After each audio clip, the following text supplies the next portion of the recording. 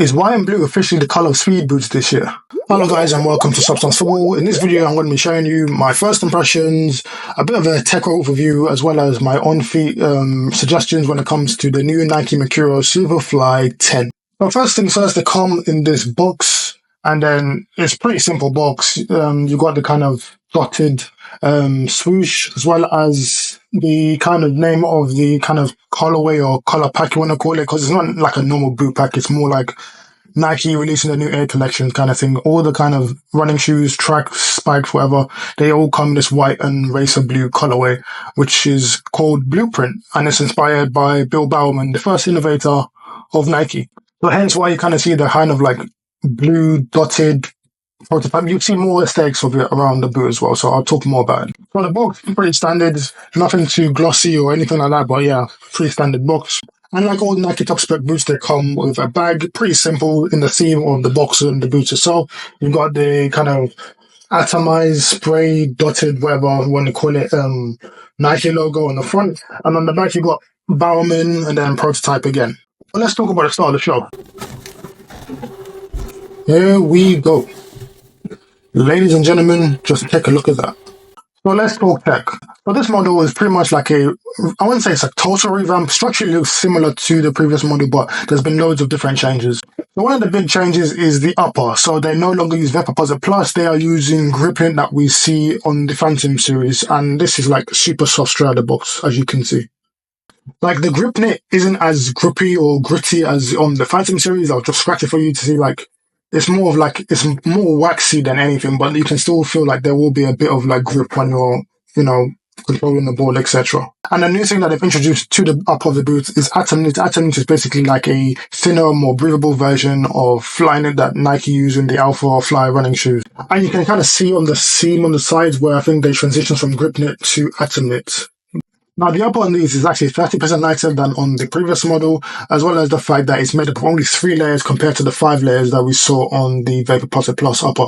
The boot does still use Flyknit. It's got Flyknit in like the urethra, or I like to call it the tongue area, and then you've still got Flyknit in the dynamic fit collar, which is a lot more form-fitting than in previous models. And a cool feature on the Flyknit collar is like, here you can see like this little tag. Here it says prototype on the right foot, and on the left foot it has Bowerman written on it.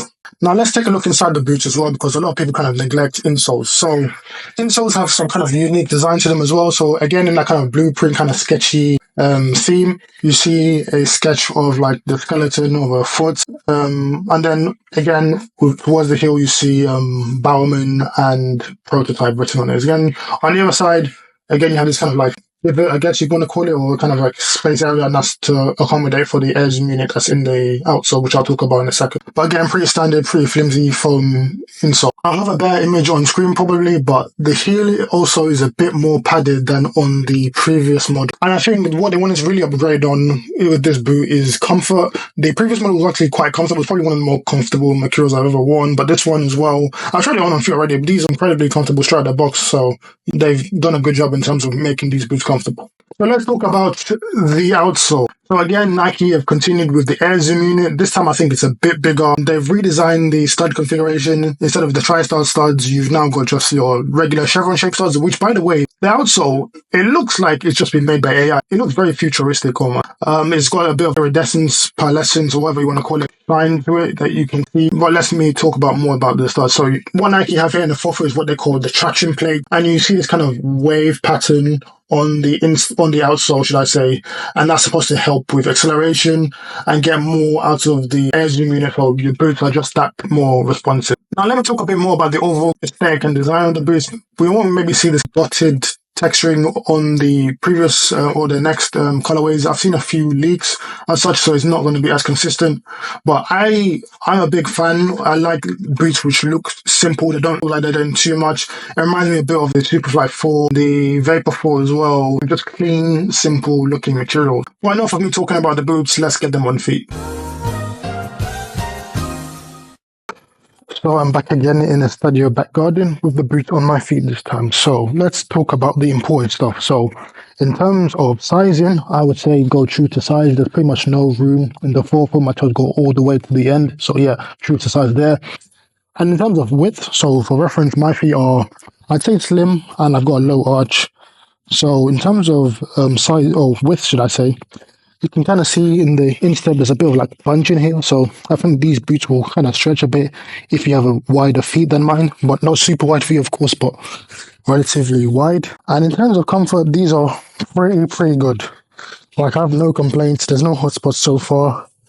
I'll find out a bit more if there's any kind of pressure points when I run in these properly, but as far as like out the box comfort goes, you could probably wear this straight into a game and have pretty much zero issues, and I feel that they won't take too long to break in either, so that's always a good sign. Now, one thing I will talk about is the lockdown. So it's not that kind of like vacuum fit that you sometimes get with materials. It's a bit looser. I guess that's to help with like accommodating for people with wider feet, which is a bit unfortunate. So because of you people with fat feet, the materials lost a bit of lockdown. So shame on you. Get narrow feet. That's all a joke, by the way. But in all honesty, the lockdown's not terrible, but it just doesn't feel as, Formula One-y, if that makes sense. But still pretty good, and with some grip socks, even better. Well, that's been pretty much it for the video, guys. Be sure to like the video if you enjoyed it, if you found it informative. If you have any comments about the boots, please leave them in the comment section down below. I'll probably get a review out in maybe a month or two, because my preseason doesn't start till the end of July, so I need to actually put these to the test properly before I can actually give you like a well-informed review on these. But yeah, so if you want to see that and you can't wait to see that, you're gonna have to wait anyway. But be sure to subscribe to the channel and turn on bell notifications so you know when that drops. Like always, my name is Sub. This is Sub. Thanks for watching. See you next time.